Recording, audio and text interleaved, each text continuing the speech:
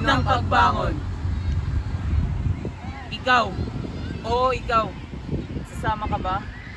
Sa lugar kung saan para tayong nililipad sa himpapawid. Sa bawat pagbigkas ng himig ay may kasamang hinagpis at pait. Mula sa isang babaeng malarosas ang ganda, butis na malaporselana at maladagat na mga mata. Nang akin siyang tingnan, siya pala ang aking ina. Ano ito? Ano ito?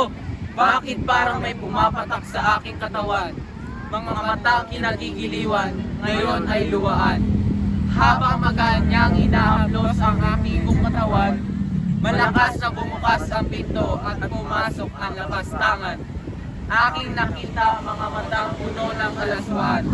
Hindi lang sa nakaraan nangyayari ang kalapastanganan, pati na rin sa kasalukuyan. Kaya lagi nating tandaan na tayo ay lumaban upang dignidad ay mapangalagahan.